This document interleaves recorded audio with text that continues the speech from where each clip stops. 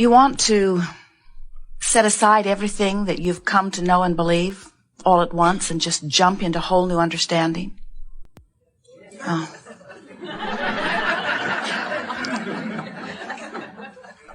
We should have known better than to put it that way. For as that is your desire, you are really going about it the hard way. And it also implies that what you have is not working when it is. So, if instead of saying, oh, I would like to set aside who I am or what I am or where I am and jump into something infinitely better, it is so much more to your advantage to say, I am such a good person in such a good place, seeking this improvement and this improvement and this improvement. Can you feel the difference?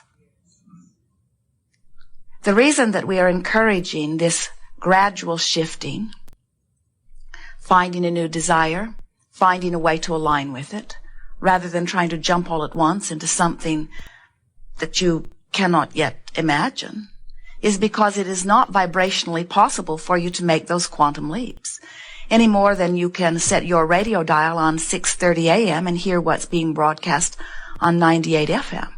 In other words, there has to be some vibrational relevancy to where you are. And so the way you evolve is by standing on your current platform, and a large part of your current platform equals a large part of your current vibration. That's what your belief system is. And you don't need to uproot your entire belief system. There is much that you believe that is serving you extremely well. Someone handed Jerry and Esther a copy of a book that was written in the 1930s. And the reason they were so eager to give the book to Jerry and Esther is because it mentioned law of attraction. And as Jerry perused the book, much of what he is hearing today from Abraham was written in this book. And then as he read closer, he saw that the author gave credit for her inspiration to Ernest Holmes. And Jerry has long seen a vibrational sameness between what he was receiving and what Esther is receiving, even though there are many years difference. And so as Jerry was reading this little book, the author, a woman, was talking about what an extraordinary, fast-moving environment we are all living in this modern day, and how hard it is to keep up. And Esther nearly drove off the road in the monster bus as Jerry was reading this to her, because she had been working to get her satellite dishes to work and working to get the communication between the office to work, and had been talking just hours before about this bleeding edge that they are living on in terms of technology, and almost longing for a simpler time. She said, my parents still have the television we had when we grew up. They still have the same telephone that was in the house as I was growing up. They have the same 10-key adding machine, the same electric typewriter. And while they do have a computer, they still have the same can opener, the same austerizer blender, the same mix master. All of these old, reliable machines that Mother knows how to use, that were built to last and did. And Esther was longing for the good old days, just a little bit. And then she is reading from a woman's perspective who was at that time on the leading edge, because the now always is the leading edge, isn't it? Who was in her day struggling to keep up with what was new. And what we want to say to all of you is that, first of all, you do not have the ability to create beyond your vibrational tentacles. And what we mean by that is the vibrational basis that you are standing in is the majority of your vibrational offering. And your vibrational offering is your point of attraction. And so there are two powerful points that we are wanting to make with Jerry and Esther's new awareness of how fast the leading edge of the 1930s felt to those who had just stepped from 1929 into 1930.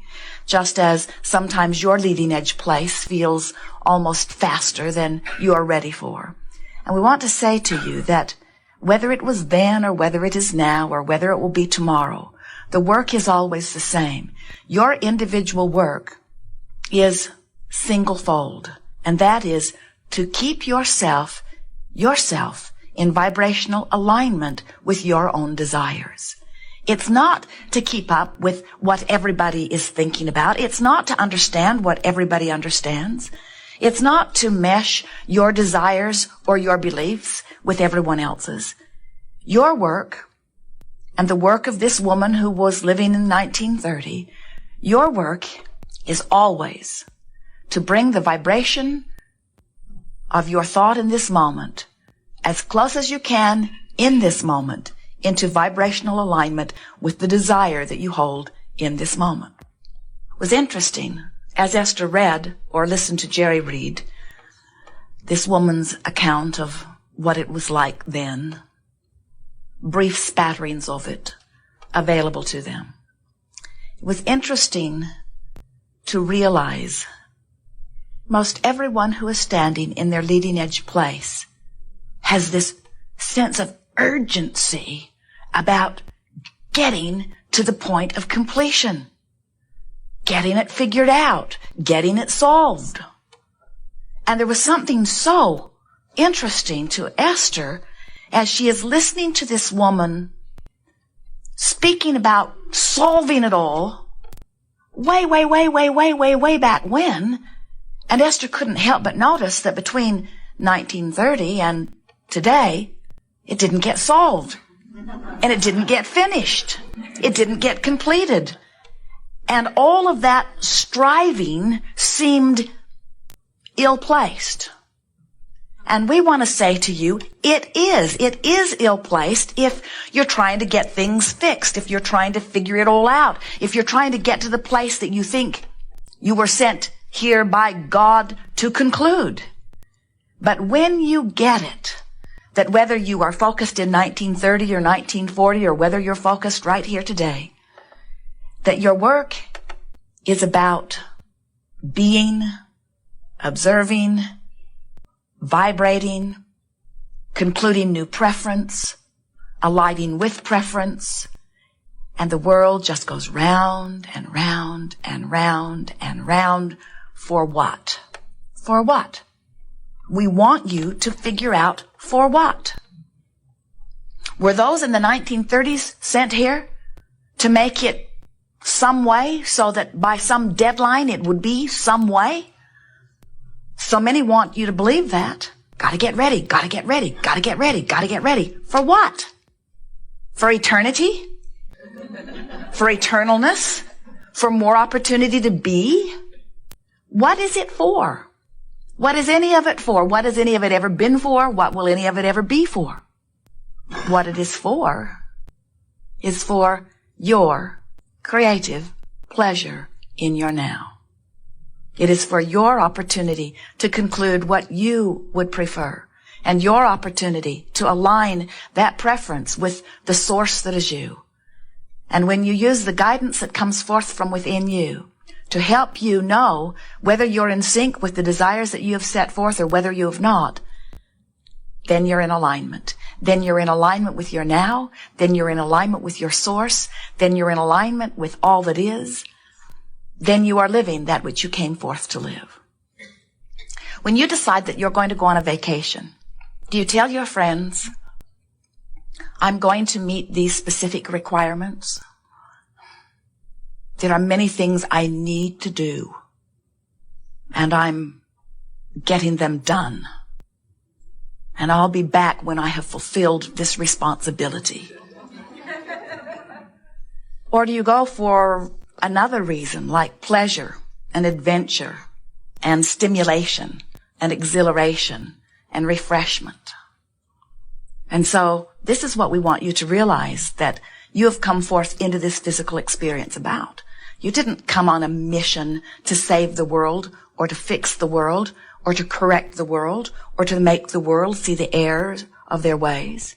You didn't come forth to align the world, to unite the world. You didn't come forth to do anything other than have your experience, give birth to your preferences, align with your own preferences, and live happily ever after. You didn't come to earn worthiness. You already are worthy. You didn't come forth to become intelligent. You already are intelligence. You didn't come forth to achieve godliness. You already are God. You came forth for the pleasure of being the powerful creator that you are. And you knew that there would be a world full of others doing the same thing, and that you would mix and match, and sometimes you would agree, and often you would not agree, but out of all of it, a powerful thing would happen. New ideas would be born. And you knew that the new idea would be born, and that you would have the opportunity to feel the thrill of being there on the leading edge where the new idea is born, and to feel the rush of the creative life force flowing through your focused viewpoint. And you knew that you would have an emotional center that would let you know whether in this moment the idea that has been born within you aligns with other conclusions that you have already achieved. We want to talk about the value of who you are as non-physical energy when you decide that you will focus into this time-space reality. This worthy, loving, pure positive energy consciousness that focuses here for the express purpose of providing an opportunity for broader perspective to move forward. For the achievement of what? Expansion, yes, but expansion is inevitable. Joy, yes, for the purpose of joy. That's why we all exist. We exist for the thrill of our powerful now. And you know what's interesting? Whether you are East Coast or West Coast, it's still now. Whether you are in this continent or on the other side of the world, it's still now. Whether you are physical or non-physical, it's still now. This is the powerful juncture where all consciousness has awareness now. Now. So, in 1930, this woman is aligning or not aligning, fully or not fully, with the broader perspective of her that is focused now. And you're doing the same thing. In other words, the juncture where the physical and the non-physical converge is now. And it is that converging of the energy of who you are with the energy of who you are. So as you stand in your now and you're loving your moment, you are in alignment now totally with who you are. We call that blending. Some call it allowing your soul to be present. Some call it inspired. Some call it tuned in, tapped in, turned on. Some call it in the flow. In other words, there are a lot of different ways of expressing this connection, this conscious connection with who you are. We call it the art of allowing. And it is an art because you practice it until you understand how you're doing within it. The art of deliberately adjusting my vibration as often as I can consciously manage for the sole purpose of allowing the juncture now of the fullness of me focused through the fullness of me. So when you meet someone who is achieving that in the moment, the way you would describe them, variety of different words, you would say, that's a happy person.